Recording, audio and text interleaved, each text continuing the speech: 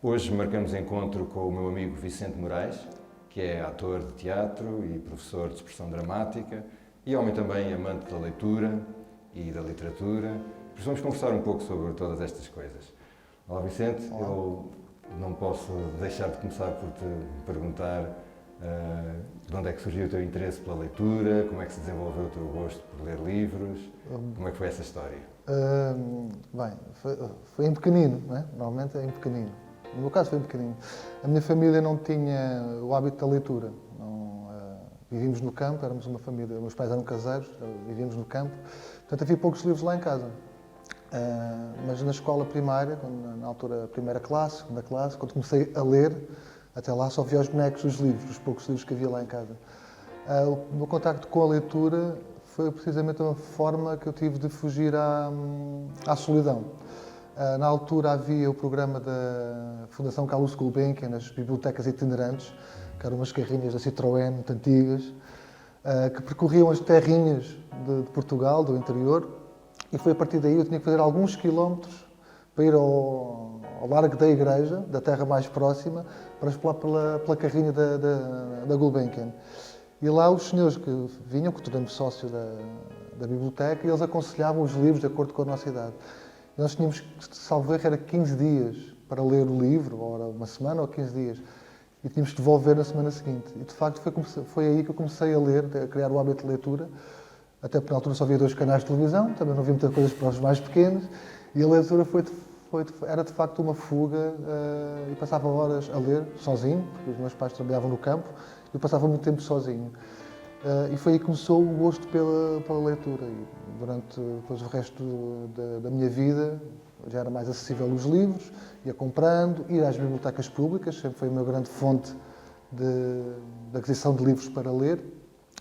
E foi aí, foi de facto, é engraçado pensar que foi nessa ação da Fundação Carlos Gulbenkian que levou tanta gente a ler, e eu fui uma dessas vítimas, por assim dizer. E que géneros é que lias? Lias todo tipo de coisas? Eu não sei, eu lembro-me... Consegues definir um percurso nessas tuas leituras? É difícil, era aleatório. Eu lembro-me dos primeiros livros que me deram lá na carrinha, foi um livro de banda desenhada uma história do Corto Maltese. Não me recordo o título, mas foi Corto Maltese.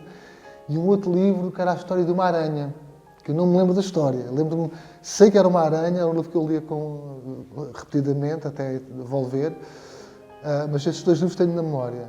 Depois, ao longo do tempo, era um bocado aleatório, era um pouco aquilo que me suscitava a curiosidade através da capa, porque na altura era pequeno, o autor não era ainda uma coisa que me chamasse, não é? Só muito mais tarde é que os autores começaram a ser algo de referência para mim e que eu ia pesquisá-los e buscá-los. Mas muita literatura portuguesa, autores portugueses, muita coisa, até às vezes coisas surpresas que eu nem sabia o que é que era. Lembro-me de apanhar uma vez um livro numa biblioteca municipal, que era o título era O que diz Mulero.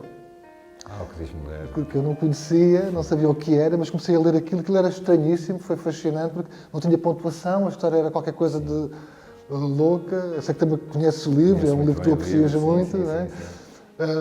Mas foi assim, era um bocado aleatório e, obviamente, a partir do primeiro livro, fui através do segundo, porque há alguma referência do mesmo autor, ou se aquele livro falava noutro título ou noutro autor, eu ia pesquisar. Às vezes era o livro que suscitava o interesse por outro livro ou outro autor. Portanto, foi uma construção assim muito heterogénea, mas sempre à pesquisa. E sentes que a leitura e esse contacto com a literatura fez de ti um pouco a pessoa que tu és? Fez completamente, sim. Ou seja, é muito diferente uma pessoa que lê de uma pessoa que não tem contacto com os livros. Isso faz toda a diferença para ti, ou não? Isso é uma pergunta que me conduziu. Sim, mas eu tenho que responder que sim. Não é? Tenho que responder assim. A primeira resposta é sim, obviamente que muda as pessoas. De facto, o livro e a leitura abre mundos, suscita curiosidade por um tema só, por vários temas, mas há, de facto, as nossas perspectivas. Não só pela leitura, mas depois também a literatura utilizada no cotidiano, na nossa vida real. Chama-me assim a vida real, não é? Acho que os autores, quando escrevem, não é só um exercício umbiguista para eles, como forma de expressão artística, é também para contribuir para quem lê. Com comunicação, não é? E obviamente quem lê está mais desperto para.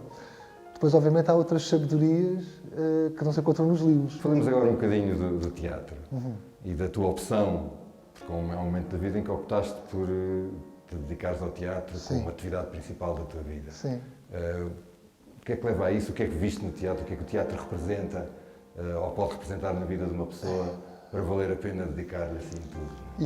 Isso é a pergunta mais difícil que se pode fazer. Desculpe. Mas é engraçado, que eu penso muito nisso. Na altura, quando era mais miúdo, quando comecei a fazer teatro amador, havia sem dúvida o fascínio de estar em frente ao público. Era um exercício muito narcisista, confesso. Talvez devido à idade, era de facto havia um narcisismo ali por trás daquilo tudo. Mas com o tempo fui-me apercebendo que o teatro ultrapassava isso.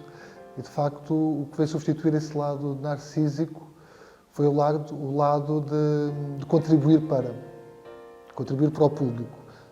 Pensar que o teatro pode dar às pessoas algo.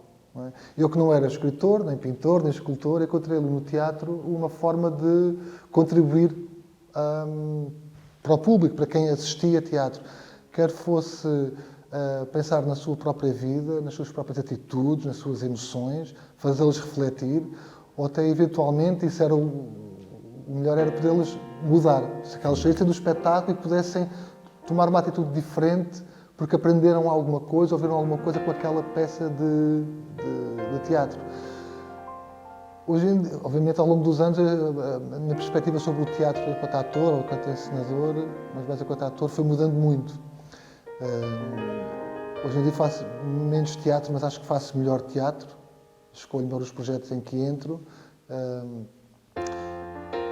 E hoje em dia o teatro faz parte da minha vida, eu não vou conseguir nunca afastar-me dele, mas se calhar tem que ser como menos é mais. Em palco diz-se que menos é mais. Eu acho que fazer teatro também hoje em dia para mim é fazer menos, mas fazer menos teatro, mas melhor teatro. Ou pelo menos que atinja melhor os seus objetivos. Eu cansei-me um pouco do teatro. Hoje em dia acho que o teatro tem que ser um pouco como uma comunicação, tem que ser eficiente. Bem, é certo que poderíamos ficar aqui horas a conversar sobre teatro, mas há uma outra vertente da tua vida que eu acho muito interessante abordar, que é a questão do ensino do teatro. És professor de expressão dramática há alunos pequeninos. Sim. E eu não resisto a perguntar-te que importância é que tu vês no ensino da expressão dramática e até de outras expressões no currículo escolar. Eu acho que é de uma grande importância. A expressão dramática em particular, se pensarmos bem, a expressão dramática consegue englobar uma série de valências ativas. A escrita criativa, a escrita dramática, não é? Da escrita criativa passarmos à escrita dramática, de trabalhar a língua portuguesa, a criatividade, a imaginação, a cenografia, a representação, a oralidade, o falar em público, o trabalhar em grupo, são tudo coisas que bem dirigidas podem ser uma arma fantástica na formação de uma criança, ou de um adulto, mas neste caso de crianças que é com quem eu trabalho.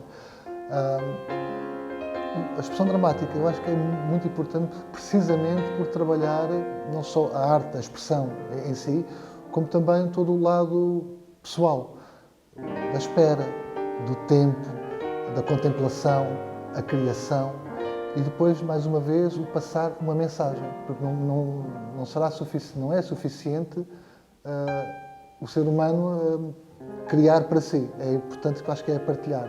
Eu acho que a expressão dramática, como a dança, como a música, todas as expressões, como tu falaste, só valem a pena e só existem se forem partilhadas. É como quem diz, o teatro só existe porque há atores e público. Não é preciso luz, não é preciso palco, não é preciso... Se falhar um destes dois fatores, não existe. E isso existe porque é a partir do pressuposto da partilha. Da partilha das emoções, das histórias, das lições de vida, se quisermos. Portanto, eu acho que a expressão dramática nas escolas, ou fora das escolas, é muito importante, porque eu acho que tal como as outras expressões, não posso esquecer da dança, da pintura, é isso que pode fazer de nós umas pessoas mais sociais. Olha, caro amigo Vicente, a nossa conversa poderia prolongar-se muito mais, mas chegou o momento de, como é tradicional nestes encontros, inverter o papel e então ia pedir-te que me fizesse uma pergunta, Ora bem, então... à qual tentarei responder. Muito bem, então, isto é muito difícil fazer perguntas a Vossa Excelência. A minha pergunta para o Paulo Vaz tem a ver com a sua escrita e com o Álvaro. Eu gostava de perguntar se o Álvaro Cordeiro, escritor, quando escreve, ou melhor, o Paulo Vaz pôs o Álvaro a escrever porque o Álvaro é mais corajoso a comunicar e o Paulo Vaz é um pouco mais medricas, ou simplesmente o Álvaro expressa-se de uma maneira diferente? Ou seja, o Álvaro Cordeiro é mais forte e mais corajoso do que o Paulo Vaz? Bem, isso é uma pergunta muito estranha, difícil de responder, porque eu não penso muito nisso. Normalmente não penso muito nisso. Já expliquei aqui, noutra conversa, que sempre que escrevo sinto que há um escritor que escreve em mim, que não sou eu. Eu sou uma pessoa muito comum, muito vulgar, tenho uma vida muito banal, se quisermos dizer assim, muito simples, muito plana, não é? A escrita acontece dentro de mim quase como uma espécie de metamorfose, eu diria. Mas convivo muito bem com isto. Não, fizesse uma pergunta na qual eu não penso habitualmente. Okay. Não é? Mas também percebo que isso seja difícil de estranho para as pessoas. Sim. Percebo. É porque quando leio os textos do Álvaro Cordeiro, penso sempre, isto é o Paulo a querer dizer alguma coisa, mas que não consegue e encontra através do Álvaro uma forma de o fazer. Essa é a minha questão, portanto, se de facto são duas pessoas distintas que comunicam. Isso não são, quer dizer, não são. O Álvaro Cordeiro é uma personalidade literária apenas. Não tem existência, não tem personalidade jurídica. Okay. Não tem NIF. Não recebe cartas de Cabo Ruivo, portanto. E que aparece em mim para, por escrito, exprimir coisas que eu se calhar também penso, mas não digo daquela maneira. Pronto, não sei se isto... Mas gosto muito de ler o Álvaro. Também gosto muito de falar com o Paulo, mas gosto muito de ler o Álvaro. E sentes diferença entre as duas coisas? Também podia perguntar... Eu sinto diferença. Pronto, aí está. Sinto. Aí está. Fica para uma próxima entrevista. Exatamente. Mas sim. Muito obrigado. Pronto. Eu é que agradeço. Agora podemos continuar a conversar. Sim. Exatamente.